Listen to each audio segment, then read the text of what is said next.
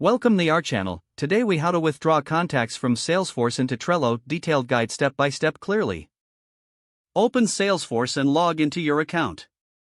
Once logged in, navigate to the Contacts tab on the main menu. Use the search function or scroll through the list to find the contacts you want to withdraw. Select the desired contacts by checking the boxes next to their names. After selecting the contacts, look for the Export button, usually located at the top right of the screen. Click on the Export button to download the selected contacts as a CSV file.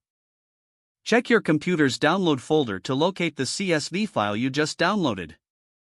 Next, open Trello and log into your account. Create a new board or select an existing board where you want to import the contacts.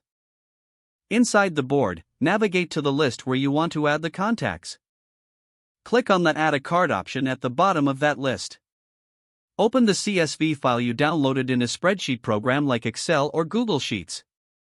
Copy the contact information from the CSV file.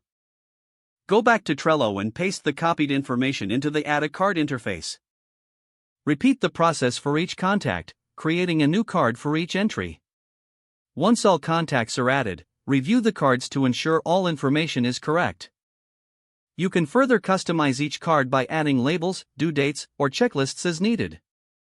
After completing these steps, your contacts will be successfully transferred from Salesforce to Trello. If the page does not load, refresh the browser or try again in a private or incognito window. Make sure you are using the correct email address, then retype it carefully to avoid small typos. If your password is not accepted, use the reset option and create a new strong password you can remember. Check your spam folder for verification or security emails, then complete any requested confirmation steps. Enable two-factor authentication if available to improve account security and reduce unauthorized access risk. After signing in, review your profile details so your contact information and settings are accurate and current. If you see an error message, note it down and try again after restarting your device and internet connection.